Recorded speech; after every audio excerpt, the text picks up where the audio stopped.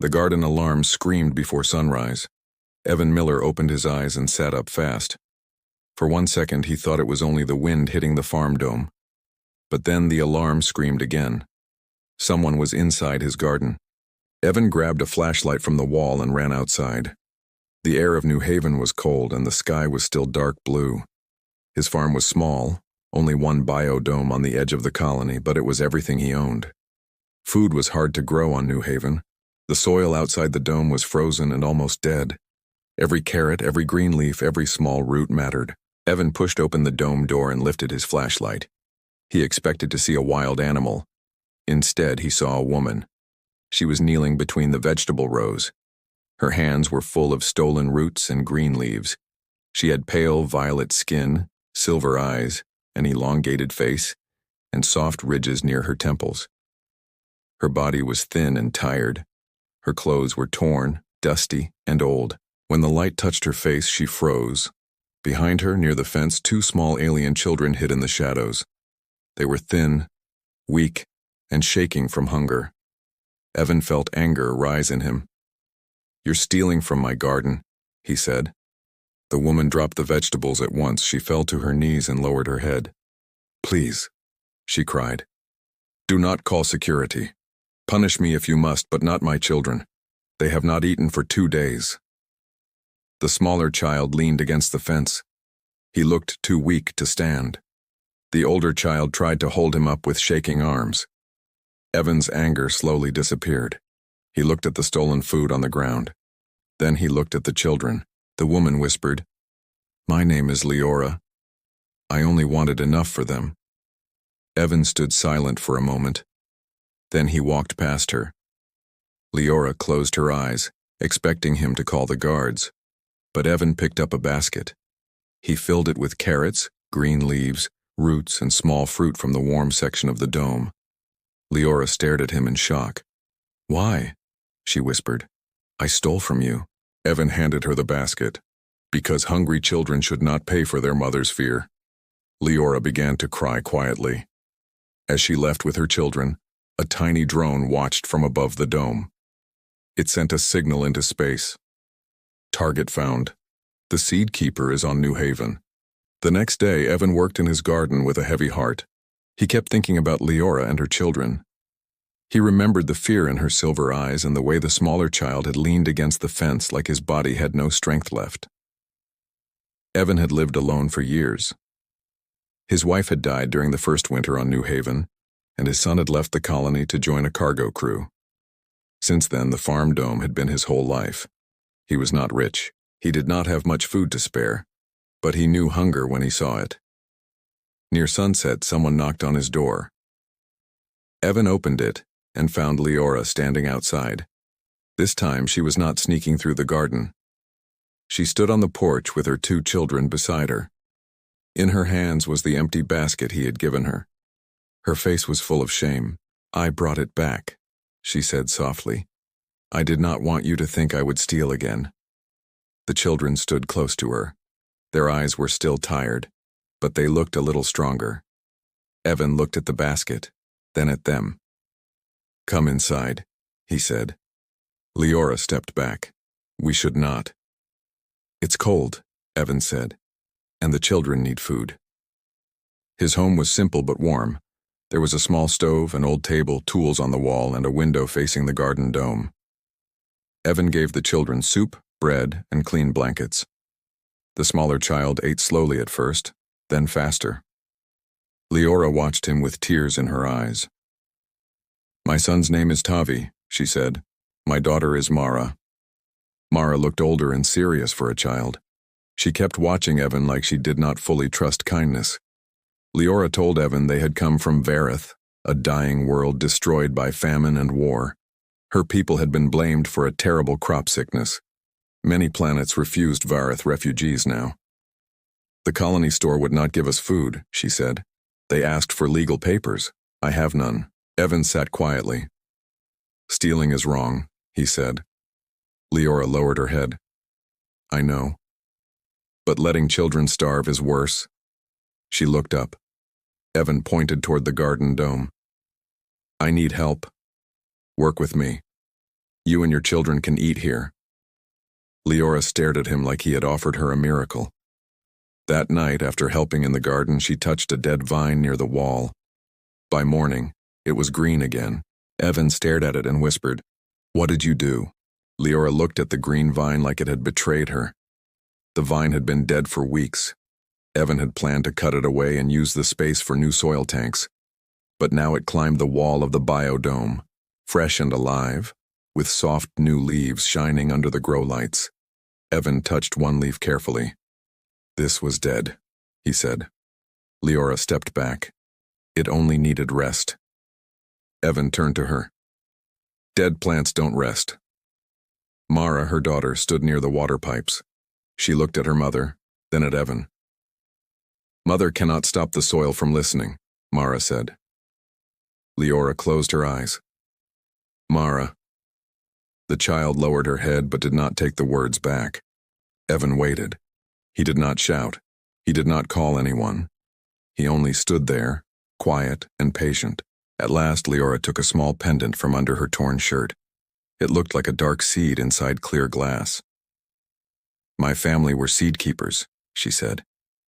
"On Vareth, we cared for soil, roots, and food forests. We could feel when land was sick. We could help plants grow again." Evan stared at the pendant. "That sounds like a gift." Leora gave a sad smile. It became a death sentence. She told him about the Koran Combine, a powerful trade empire that controlled food shipments across many poor worlds. Vareth had once fed itself and helped others.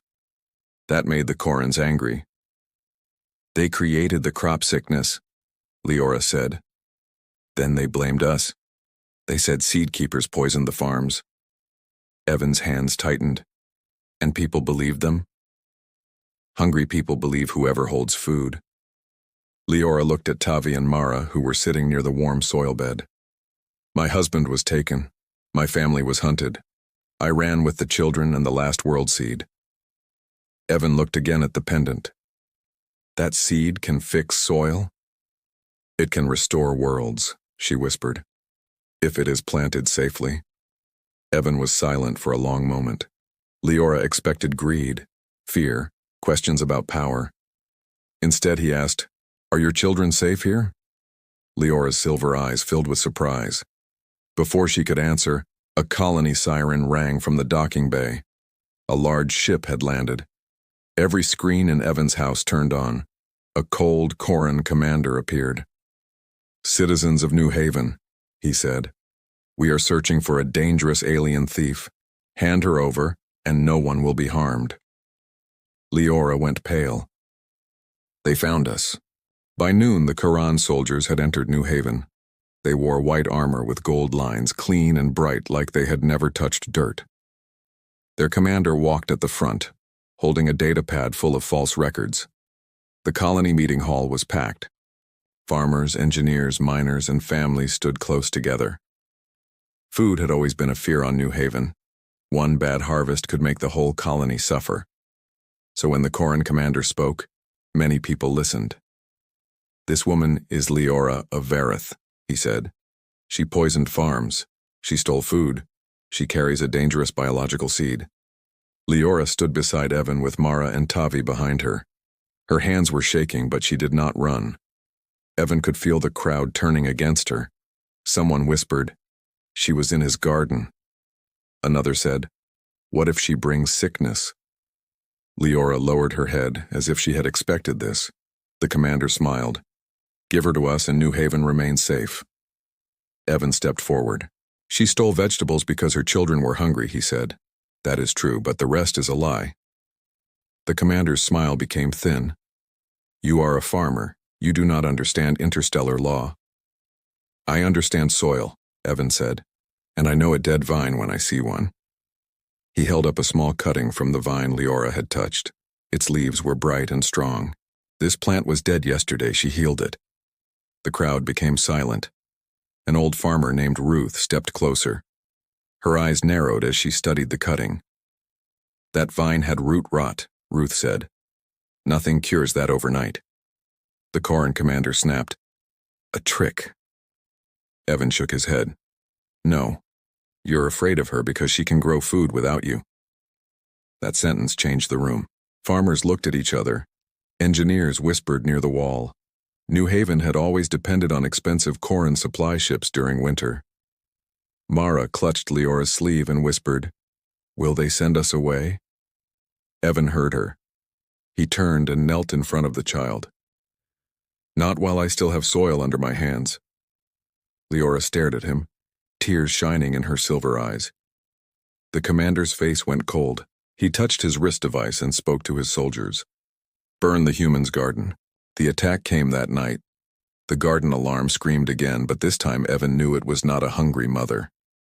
It was the Corans. Orange light flashed outside his window. Evan ran to the biodome and saw smoke rising near the main door. Coran soldiers were cutting the water lines and setting fire to the dry storage crates. Their goal was clear: destroy the proof, destroy the garden. Leora ran behind Evan with Mara and Tavi. When she saw the flames, fear covered her face. "No," she whispered. "Not the plants." Evan grabbed the emergency hose, but the pressure was weak. The Corans had damaged the water pump. Then colony farmers arrived. Ruth came first, carrying a portable spray tank. Others followed with drones, soil blankets, hand pumps, and tools. "We know this dome," Ruth shouted. "Move!" The farmers were not soldiers, but they knew every pipe and valve. Engineers rerouted water from the cooling system. Miners used thermal shields to block heat. Children carried small soil packs away from the flames.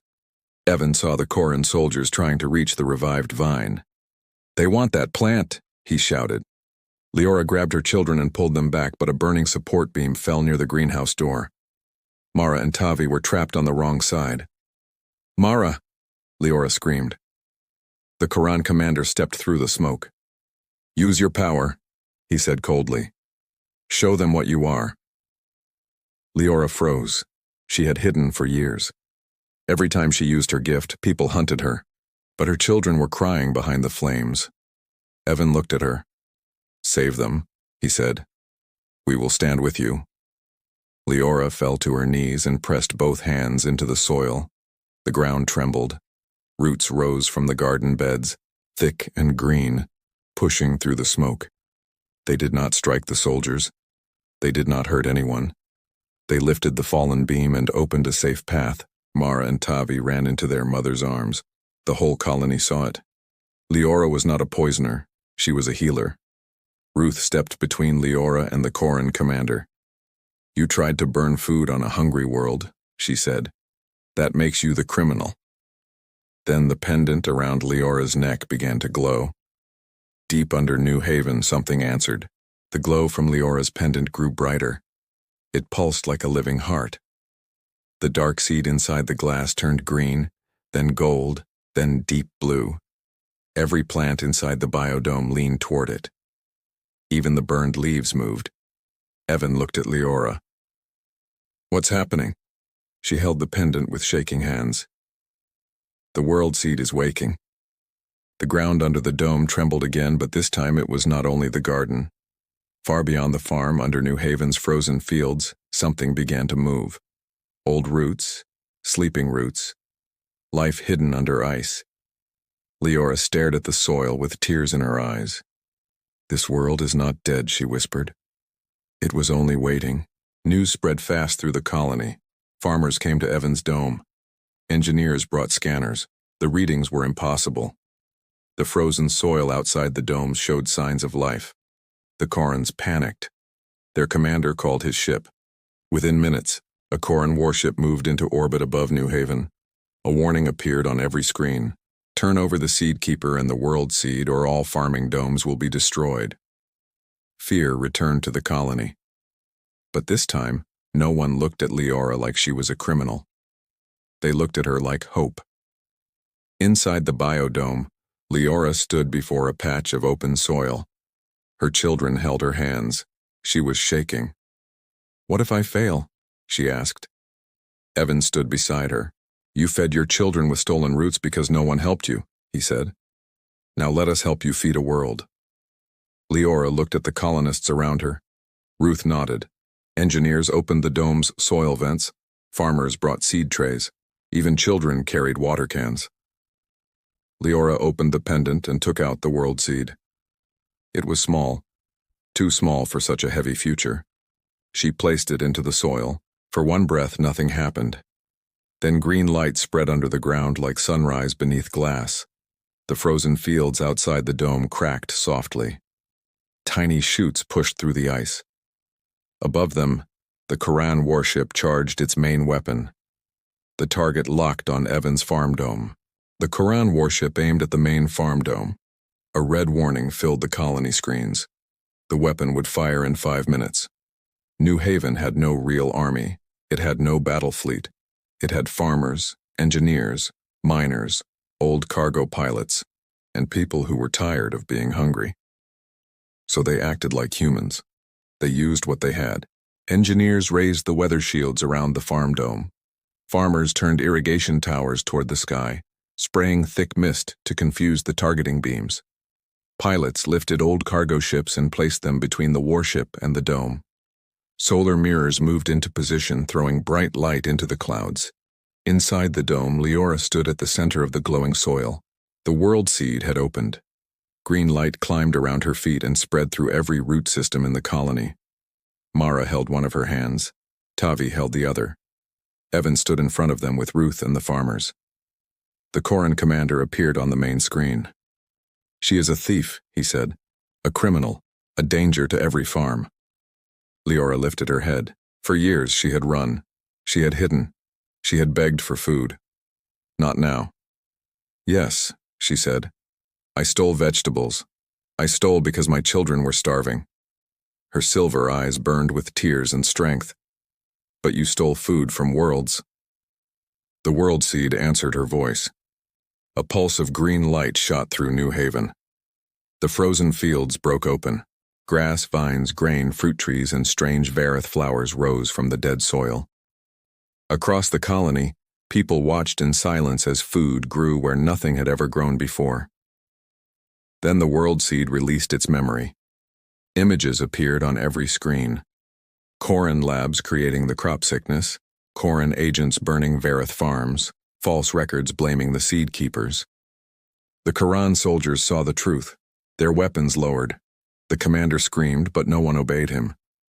Months later, New Haven was no longer a hungry colony.